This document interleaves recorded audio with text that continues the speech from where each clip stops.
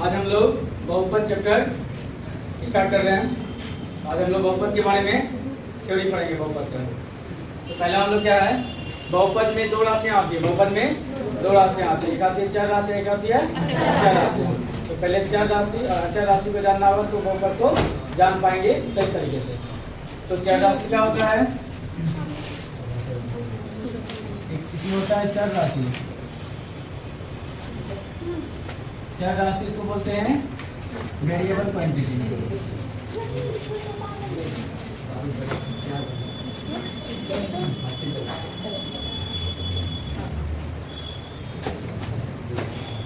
तो चर राशि क्या होता है, ठीक है, लास्ट था।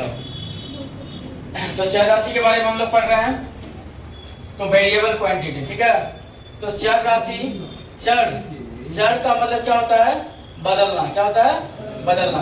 जैसे गाय खेत में क्या होता है, चरती है। गाय क्या है, चरती है। तो गाय चरती है तो एक जगह स्थिर होकर खाती है वह, कभी यहाँ कभी वहाँ, कभी वहाँ कभी यहाँ। तो उसी प्रकार चर राशि क्या होता है, इसका मान क्या होता है, कोई भी स्थिर नहीं रहता है, स्थिर नहीं रहता। वेरिएबल में वेरी करते रहता, बदलते रहता है। तो चर राशि हम लोग कहते हैं वह राशि जिसका आंशिक मान बदलते रहता है, ठीक ना। तो वह राशि लिखेंगे, वह राशि जिसका आंशिक मान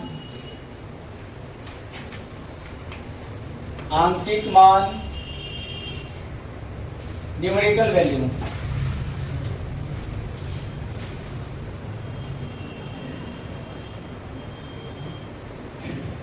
बदलते रहता है।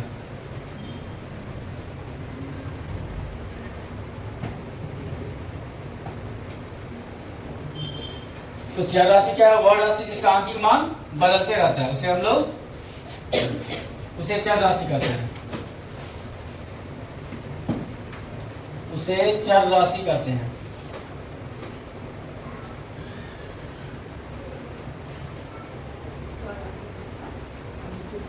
जैसे अल्फाबेट इसमें आता है X Y Z P Q R S T dot dot etc। तो हम लोग क्या, जैसे समीकरण में क्या हो, x में आ जाता है कभी 7, कभी x का वैल्यू क्या आ जाता है 12, कभी x का वैल्यू क्या आ जाता है 7/2, कभी x का वैल्यू क्या आ जाता है -9।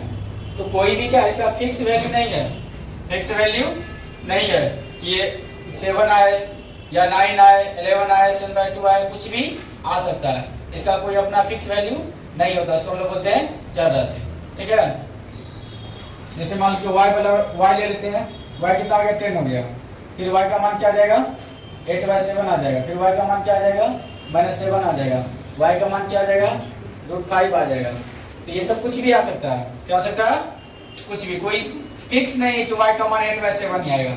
वो हम लोग किस पे डिपेंड करता है, समीकरण पे, यानी अचर राशि पे। किस पे, अचर राशि पे। तो चर राशि समझ में आ गया, वह राशि जिसका आंशिक मान बदलते रहता है उसे हम लोग चर राशि कहते हैं। जैसे इसमें अल्फाबेट आता है X Y Z ABCD etcetera, ये सब आता है, ठीक है। अब उसके बाद हम लोग क्या देखेंगे, अचर राशि। क्या देखेंगे, अचर राशि। तो चर राशि समझ में आ गया। अब हम लोग देखते हैं अचर राशि।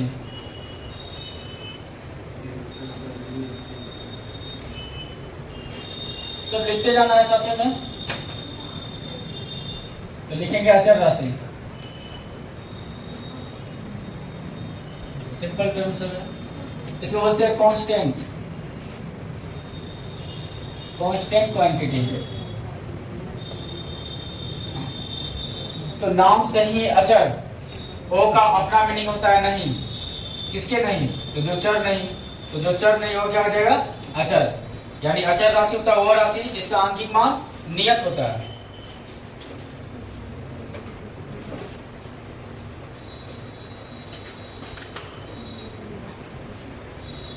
तो क्या हो जाएगा, वह राशि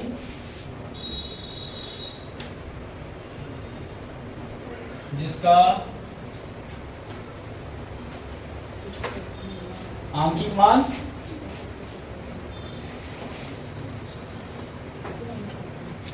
वह राशि जिसका आंशिक मान आंकिक मान क्या रहता है? Numerical value.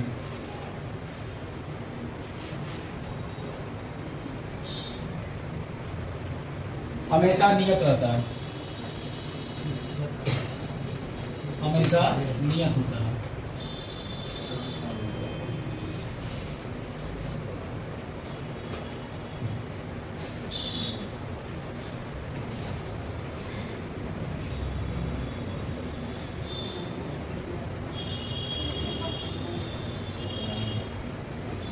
तो वह राशि जिसका आंकिक मान हमेशा नियत रहता है उसे अचर राशि कहते हैं। तो अचर राशि में जैसे में क्या रहता है? न्यूमेरिकल वैल्यूज में आएगा।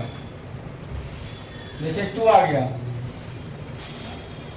5 आ गया, 7/2 आ गया, √7 आ गया, 10/3 आ गया। तो ये सब क्या होता है? अचर राशि। ये 2 है तो 2 हमेशा 2 रहेगा जब तक इसमें कोई भी बदलाव नहीं आएगा। इसका फिक्स है कि ना, इसका एक मान फिक्स है कि ये 2 है, ठीक ना। ये क्या 5 है, ये क्या 7/2 है, ये क्या √7 है, ये क्या 10/3 है, ये फिक्स वैल्यू है ना, इसमें चेंज नहीं होगा ना। लेकिन x y z क्या होता है? चेंज होते रहता है समीकरण में, कभी x का मान बदलते रहता है, वेरी करते रहता है, लेकिन ये वेरी नहीं करता है, ठीक ना, ये फिक्स रहता है। तो ये हो गया अचर राशि। तो समझ में आ गया? यदि 7x + 2 लिखा हुआ है तो ये कौन सा राशि है? ये कौन सा राशि है? अचर राशि है। ये कौन सा राशि है? चर राशि है। ये क्या है? मैथमेटिकल ऑपरेशन है, ठीक ना। ये क्या है? मैथमेटिकल ऑपरेशन है। और ये क्या है? ये क्या अचर हो गया? और इसको 7x + 2 को क्या बोलेंगे? ये क्या है? एक प्रकार का इक्वेशन है, समीकरण है। तो समीकरण में दोनों राशि होता है, x भी और चर राशि भी और अचर राशि भी। तो 7 इसमें अचर हो गया, x चर हो गया, ये प्लस माइनस गुना भागा ये सब क्या है? मैथमेटिकल ऑपरेशन है, ठीक ना। और ये 2 क्या है? अचर राशि है। तो समझ में आ गया ना? चर राशि और अचर राशि समझ में आ गया सबको? अब कौन किस पे निर्भर करता है? कौन किस पे निर्भर करता है? कौन किस पे निर्भर करता है? कोई बताओ एक। हाँ, चर राशि का मान किस पे निर्भर करता है? अचर राशि पे। अगर अचर राशि का मान बदलेंगे तो चर राशि का मान बदल जाएगा। जैसे ये समझ में आ गया ना? ओके है। जैसे हम लोग देखते हैं, क्वेश्चन देखते हैं तो समझ में आ जाएगा कौन किस पे निर्भर कर रहा है।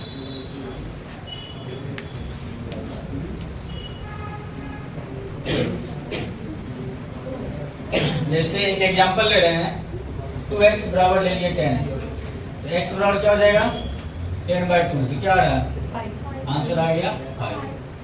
फिर आप 2 की जगह इसका मान चेंज कर रहे हैं, 2 की जगह क्या देती है? 5x बराबर 10। तो x का मान क्या हो गया? क्या आ गया? तो x का मान चेंज हो गया ना। किसका मान चेंज किए? हम लोग अचर राशि का मान चेंज किया। अचर का मान यहाँ 2 है तो आंसर आ रहा 5, यहाँ 5 हो गया तो आंसर हो गया 2। तो यहाँ x का मान हो गया 5, यहाँ x का मान हो गया 2। तो x का मान चेंज हो गया ना, x का मान चेंज हो गया। किसके मान चेंज करने से? अचर राशि का मान चेंज करने से चर राशि का मान चेंज हो जाता है, ठीक ना। यहाँ पे एक स्टार लगाएंगे हम लोग इक्वेशन बनाने के बाद।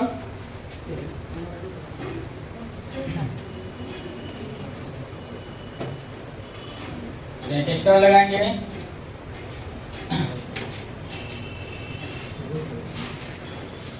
लिखेंगे चर राशि का मान, चर राशि का मान अचर राशि पर निर्भर करता है। चर राशि का मान अचर राशि पर, अचर राशि पर निर्भर करता है, निर्भर करता है। क्योंकि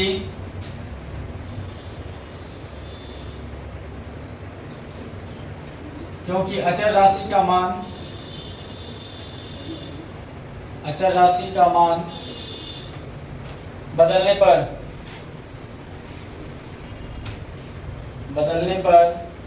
चर राशि का मान बदल जाता है।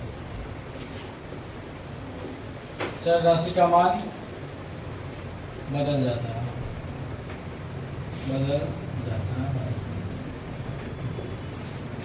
तो हम लोग इक्वेशन में देख लिए हैं कि अचर राशि का मान बदलने से चर राशि का मान बदल जाता है। तो इस टाइप का अगर ऑब्जेक्टिव में आया कौन राशि किस पे निर्भर करता है तो बन जाएगा ना। तो चर राशि का मान अचर राशि पे निर्भर करता है, चर राशि का मान अचर राशि पे निर्भर करता है, क्योंकि चर राशि का मान अचर राशि पे निर्भर करता है। अचर राशि का मान बदलने से चर राशि का मान बदल जाता है। क्लियर है? अब इसमें क्या है, ये समीकरण टाइप का 3 चीज होता है, क्योंकि देखने में लगभग एक जैसा दिखता है, लेकिन उसमें क्या होता है, डिफरेंस होता है। जैसे एक होता है बीजीय व्यंजक, एक होता है समीकरण, एक होता है बहुपद। तीनों में अलग अलग डिफरेंस है, तीनों में अलग अलग डिफरेंस है। तो हम लोग ये तीनों में क्या डिफरेंस है, या पहले हम लोग बहुपद का डेफिनेशन देख लें। ये हो गया ना।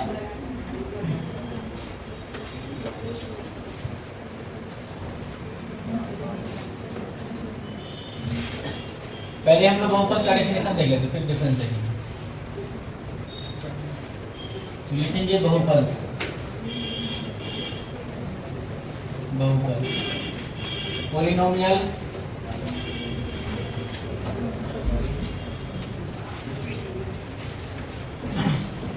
तो बहुपद क्या, दो पद से बनाना,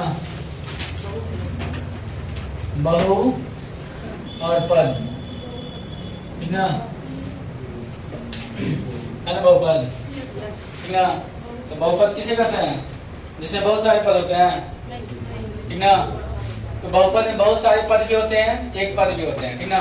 तो बहुपद जिसे बहुत सारे पद होते हैं उसे बहुपद कहते हैं। ये कहना उचित 100% नहीं है, ठीक है, ये कहीं ना कहीं रॉन्ग हो जाएगा। तो बहुपद हम लोग किसको कहते हैं, हम लोग इससे पहले जानते हैं बीजीय व्यंजक किसे कहते हैं। बीजीय व्यंजक हम लोग को पता है, चर तथा अचर राशि का कॉम्बिनेशन क्या कहलाता है, बीजीय व्यंजक कहलाता है, जो मैथमेटिकल ऑपरेशन से जुड़ा रहता है, मैथमेटिकल ऑपरेशन से जुड़ा रहता है। तो उसको हम लोग क्या बोलते हैं, बीजीय व्यंजक। अब बीजीय व्यंजक में कैसा बीजीय व्यंजक होना चाहिए, जैसे हम लोग ये 2x + 5 ये एक बीजीय व्यंजक है, क्या है, बीजीय व्यंजक है। क्योंकि यहाँ पे क्या है, अचर राशि, चर राशि, अचर राशि, और क्या ये मैथमेटिकल ऑपरेशन है, ठीक ना। तो द कॉम्बिनेशन ऑफ क्या होता है, constant quantity, variable quantity and mathematical operation as like addition, subtraction, multiplication और डिवीजन, इससे जुड़ा होता है ना। उसी को हम लोग क्या बोलते हैं, बीजीय व्यंजक, ठीक ना, बीजीय व्यंजक। तो बीजीय व्यंजक में ये बीजीय व्यंजक ऐसा बीजीय व्यंजक, कैसा बीजीय व्यंजक होना चाहिए, तो वैसा बीजीय व्यंजक होना चाहिए जिसमें चर राशि का घात हमेशा धनात्मक पूर्णांक संख्या होना चाहिए, ठीक ना। तो बहुपद को हम लोग क्या लिखेंगे, वैसा बीजीय व्यंजक जिसमें चर राशि का घात हमेशा धनात्मक पूर्णांक संख्या होता है, उसे हम लोग क्या कहते हैं, बहुपद कहते हैं, ठीक ना। और बीजीय व्यंजक किसे कहते हैं, चर तथा अचर राशि का मिश्रित रूप बीजीय व्यंजक कहलाता है, ठीक ना, जो मैथमेटिकल ऑपरेशन प्लस माइनस गुना भाग इत्यादि से जुड़ा हुआ होता है, पता है ना। तो बहुपद हम लोग लिखेंगे, ये समझ में आ गया। तो बहुपद का डेफिनेशन हम लोग क्या लिखेंगे, वैसे बीजीय व्यंजक, वैसे बीजीय व्यंजक जिसमें चर राशि का घात, चर राशि का घात हमेशा धनात्मक पूर्णांक संख्या होता है, पॉजिटिव इंटीजर नंबर, हमेशा धनात्मक पूर्णांक संख्या होता है।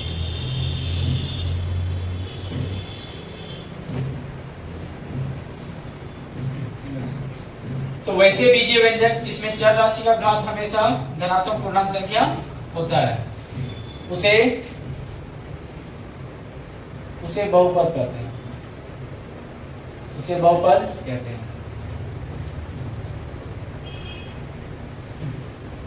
ठीक है।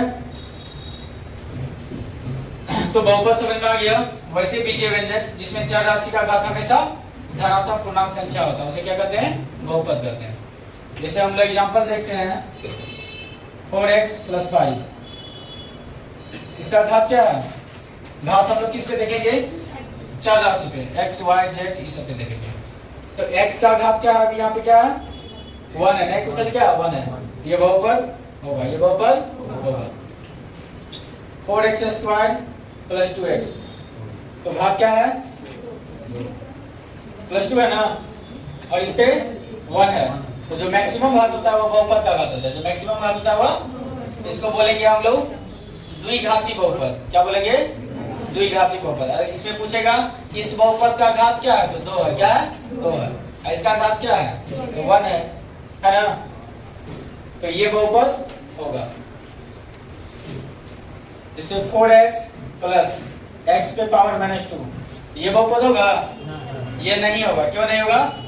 क्योंकि इसका एक्सपोनेंट जो है, घात जो है, जिसको डिग्री बोलते हैं, वह नेगेटिव नंबर है। क्या है? नेगेटिव है। ये पॉजिटिव होना चाहिए, ऑलवेज पॉजिटिव, ठीक ना। तो ये बहुपद नहीं होगा, ये बहुपद नहीं होगा। उसी प्रकार अगर हम लोग 7 का बात करेंगे तो ये बहुपद होगा क्या? ये बहुपद होता है, हम लोग बहुपद का टाइप पढ़ेंगे तो उसमें ये अचर बहुपद है। क्या? अचर बहुपद, ठीक ना। तो अचर बहुपद वो होता है, वह बहुपद जिसमें केवल एक पद और वह भी क्या हो? अचर राशि, तो उसको हम लोग क्या बोलते हैं? अचर बहुपद। जैसे 7 है तो ये भी बहुपद होगा, बहुपद होगा, ठीक है। x के पावर 100, ये बहुपद होगा? होगा, ये बहुपद होगा। रूट x प्लस 5, ये बहुपद होगा क्या? क्यों नहीं होगा? ये बहुपद नहीं होगा क्योंकि ये करनी चिन्ह के अंदर है, स्क्वायर रूट के अंदर है। अगर हम ये स्क्वायर रूट को हटाएंगे तो पावर क्या हो जाएगा? 1/2 आ जाएगा। इसके अंदर 2 पावर आता है ना, तो ये इसके अंदर जो पावर होता है वो नीचे आ जाता है। क्या आता है? नीचे आ जाता है। तो ये पावर क्या आ गया? परिमेय में आ गया। क्या आ गया? परिमेय। जबकि बहुपद का पावर होना चाहिए धनात्मक पूर्णांक संख्या होना चाहिए। क्या होना चाहिए? पूर्णांक। पूर्णांक संख्या क्या होता है? 1 2 3 4 5 ये हुआ पूर्णांक संख्या। तो ये बहुपद नहीं होगा, ये बहुपद नहीं होगा। 2y ये बहुपद होगा, तो हो जाएगा बहुपद। अगर y पे पावर 4/3 होगा तो क्योंकि ये बट्टे में आ गया ना, तो ये बहुपद नहीं होगा। तो समझ में आ रहा है कौन सा बहुपद होगा, कौन सा बहुपद नहीं होगा। तो एक ऑब्जेक्टिव हर ईयर पूछी जाती है कि निम्न में से कौन बहुपद है। एक पूछा जाता है निम्न में से कौन बहुपद है, एक निम्न में से कौन अपरिमेय संख्या है या परिमेय संख्या, इस टाइप का ऑब्जेक्टिव पूछा जाता है। तो समझ में आ गया कौन बहुपद है, कौन बहुपद नहीं है। तो हम लोग 5-7 एग्जांपल लिखते हैं, बताना है निम्न में से कौन कौन बहुपद है, कौन कौन नहीं है। एक से अधिक बहुपद, ठीक है, मल्टीपल चॉइस दे रहे हैं। ये समझ में आ गया ना, क्लियर है।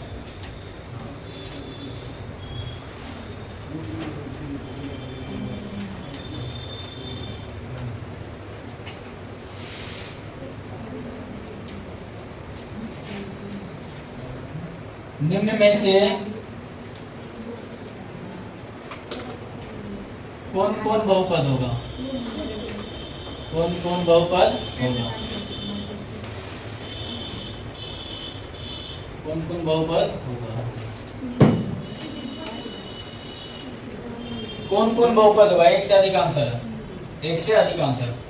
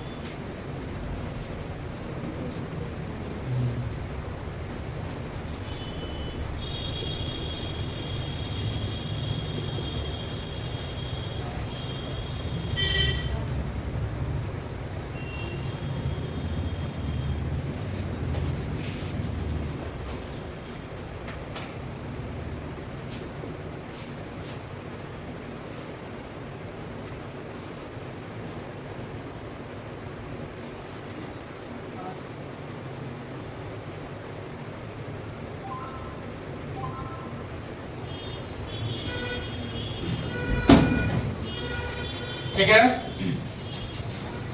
तो हम लोग एग्जांपल लिखे हैं और हम लोग को चेक करना है इसमें से कौन कौन बहुपद होगा कौन कौन नहीं होगा। तो पहला नंबर देख रहे हैं हम लोग, पहला नंबर क्या है, यह x है, x का पावर क्या है 1 है, इसलिए ये बहुपद होगा।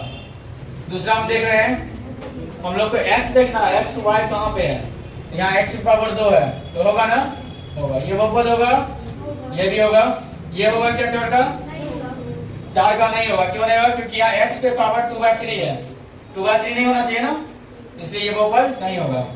ये बहुपद होगा क्या, ये क्या स्क्वायर रूट में, इसका स्क्वायर रूट निकालेंगे तो क्या हो जाएगा 5x प्लस 7x प्लस 2, तो सॉल्व करेंगे 12x प्लस 2, ये बहुपद हो जाएगा ना, ये बहुपद होगा, ये भी बहुपद होगा, ये होगा क्या होगा। अब यहाँ पे क्या है, थर्ड रूट है, क्यूब रूट है ना, ये घनमूल है, क्यूब रूट है, तो इसको सॉल्व करेंगे तो हमें क्या आ जाएगा 3x बार है, 3x प्लस x स्क्वायर, तो ये बहुपद हो जाएगा, ये होगा अचर बहुपद है, ये नहीं होगा, पावर माइनस में आ गया ना तो नहीं होगा, ये होगा क्या, ये भी नहीं होगा क्योंकि थर्ड रूट है ना, स्क्वायर रूट होता तो हो जाता, पावर 3 है, क्यूब रूट है, इसलिए ये नहीं होगा, ये बहुपद नहीं होगा। तो समझ में आ गया कौन कौन बहुपद हो सकता है कौन कौन नहीं हो सकता। इसमें किसी को कोई डाउट है, किसी भी ऑब्जेक्टिव में अगर कोई डाउट है तो बोल सकते हो, कोई डाउट है क्या, 10 नंबर, 10 नंबर्स में क्या 5x cube plus third root 4x square, अगर यहाँ पे कुछ भी नहीं होता तो स्क्वायर रूट होता तो 2x बाहर निकल जाता, यार थर्ड रूट है ना, तो कोई भी संख्या ट्रिपल वर्ग गुना करने में चल पूरेगा नहीं होगा ना, इसलिए ये बहुपद नहीं होगा, ये स्क्वायर रूट नहीं है, थर्ड रूट है, क्यूब रूट है, अगर स्क्वायर रूट होता ये 3 अगर इसमें से इरेज कर देंगे तब ये हो जाएगा, तब 2x बाहर निकल जाएगा, नहीं यहाँ तो स्क्वायर रूट है, सॉरी थर्ड रूट है, क्यूब रूट है ना, तो क्यूब रूट है तो ये बाहर नहीं आएगा, इसलिए ये बहुपद नहीं होगा। समझ में आ गया।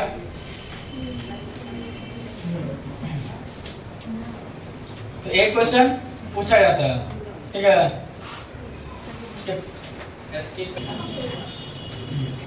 तो हम लोग अब आगे क्या है, अलजेब्रिक इक्वेशन पॉलिनोमियल में डिफरेंस देखेंगे क्या है, अलजेब्रिक इक्वेशन एंड पॉलिनोमियल, इसको हम लोग क्या बोलते हैं, इसी को हिंदी में बोलते हैं बीजीय व्यंजक, बीजीय व्यंजक,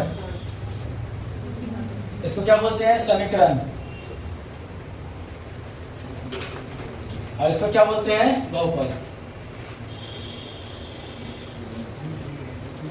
समीकरण क्या होता है, समीकरण हमेशा 2 पार्ट में होता है, क्या होता है, इसका 2 पार्ट होता है, LHS और क्या होता है RHS, left hand side right hand side, ठीक ना, जैसे हम लोग लिखते हैं 2x प्लस 4, ये एक समीकरण है, क्या है समीकरण, जब भी होगा तो वो 2 पार्ट में होगा, क्या आ जाएगा 2 पार्ट में, अगर हम इसको इस साइड मिलाएंगे क्या आ जाएगा 2x - 4 इक्वल टू क्या आ जाएगा 0 आ जाएगा ना, तो समीकरण का हमेशा 2 पार्ट होता है, क्या होता है, जब भी अगर 2 पार्ट में रहे तो वो समीकरण होता है, क्या होता है समीकरण, और ये दोनों क्या होता है एक पार्ट में होता है, क्या होता है एक पार्ट में होता है, ठीक ना। क्वेश्चन रहने का 2 पार्ट में हो सकता है, उसको सॉल्व करके एक ही पार्ट में लाया जाता है, ठीक ना। तो बीजीय व्यंजक क्या होता है,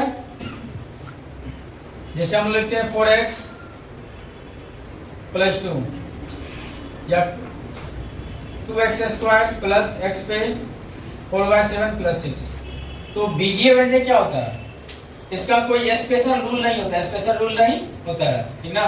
इसमें क्या होता है चर राशि होता है, अचर राशि होता है, ठीक ना, उसके बाद मैथमेटिकल क्या होता है ऑपरेशन होता है, तो इसको हम लोग क्या बोलते हैं बीजीय व्यंजक। लेकिन यही बीजीय व्यंजक कोई रूल पे आ जाता है तो वो क्या होता है पॉलिनोमियल, तो रूल क्या होता है पॉलिनोमियल में, तो उसका जो घात होता है उसका हमेशा क्या होता है पॉजिटिव इंटीजर नंबर होता है, लेकिन इसमें क्या होता है चाहे परिमेय हो चाहे निगेटिव हो, इससे कोई भी फर्क नहीं पड़ता है इसमें, ठीक ना। तो बीजीय व्यंजक क्या होता है, ये क्या है, इसको हम लोग क्या बोलते हैं अचर राशि बोलते हैं, ये क्या है चर है, क्या है चर है, ये भी क्या है चर है, ये क्या है अच्छा है। और ये क्या प्लस माइनस किसको क्या बोलते हैं? मैथमेटिकल ऑपरेशन बोलते हैं। और इसको हम लोग कोएफिशिएंट भी बोल सकते हैं। इसको क्या बोल सकते हैं? कोएफिशिएंट भी। ये x स्क्वायर का कोएफिशिएंट क्या है? 2। यहाँ पे x का कोएफिशिएंट 1 होगा ना? और बहुपद में क्या होता है? जब यही बीजीय व्यंजक के लिए कोई स्पेशल रूल बन जाता है तो वह क्या हो जाता है? बहुपद बन जाता है। तो एक स्पेशल रूल क्या आता है इसमें? स्पेशल रूल ये आता है कि इसका जो घात होता है, ये चर राशि का जो घात होता है हमेशा धनात्मक पूर्णांक संख्या होता है। ठीक ना? क्या होता है? हमेशा धनात्मक पूर्णांक। तो ये समझ में आ गया कि अलजेब्रिक एक्सप्रेशन में कोई रूल पे काम नहीं करता। बस इसको क्या चाहिए? कांस्टेंट चाहिए, वेरिएबल चाहिए, मैथमेटिकल ऑपरेशन चाहिए, तो ये बीजीय व्यंजक तुम्हारा बन जाता है। लेकिन जब यही बीजीय व्यंजक कोई स्पेशल रूल पे काम करता है तो क्या बोलते हैं? बहुपद। तो वो रूल क्या है कि वह बीजीय व्यंजक जिसमें क्या होता है? चर राशि का घात हमेशा धनात्मक पूर्णांक संख्या आता है, तो वो क्या होता है? बहुपद हो जाता है। तो इसमें क्या बहुपद का एग्जांपल क्या आ जाएगा? जैसे 4x² प्लस 2x प्लस 5, ये क्या हो गया? ये बहुपद हो गया। तो 4 इसमें क्या हो गया? अचर राशि हो गया। ये चर राशि हो गया, ये अचर हो गया, ये चर हो गया, और ये अचर। इसको हम लोग क्या बोलते हैं? कांस्टेंट बोलते हैं। और ये 4 को हम लोग कोएफिशिएंट भी बोल सकते हैं। क्या बोल सकते हैं? कोएफिशिएंट बोल सकते हैं। x स्क्वायर का कोएफिशिएंट हुआ 4, इसका गुणक, x का कोएफिशिएंट हो गया 5 और 5 हो गया, x का कोएफिशिएंट 2 और 5 हो गया अचर राशि। इसको हम लोग क्या बोलते हैं? बहुपद बोलते हैं। तो तीनों में समझ में आ गया ना कि तीनों क्या है? समीकरण का 2 पार्ट होता है, बहुपद अलजेब्रिक एक्सप्रेशन का 1 पार्ट होता है। लेकिन अंतर क्या है? इसमें इसके डिग्री एक्सपोनेंट घात से कोई मतलब नहीं है, लेकिन इसमें एक्सपोनेंट डिग्री, इसी को क्या बोलते हैं? घात। इसको मतलब है, तो क्या मतलब है कि इसका घात हमेशा पॉजिटिव इंटीजर नंबर होनी चाहिए। तीनों क्लियर है ना? तो ये क्लियर हो गया। आगे हम लोग क्या देखेंगे? बहुपद का घात क्या होता है? बहुपद का घात क्या होता है? ठीक है,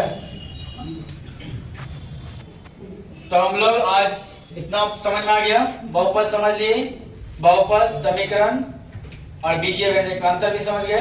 अब हम लोग नेक्स्ट क्लास में बहुपद का घात को देखेंगे और आगे पढ़ेंगे। आज के लिए इतना ही। ठीक है, थैंक यू।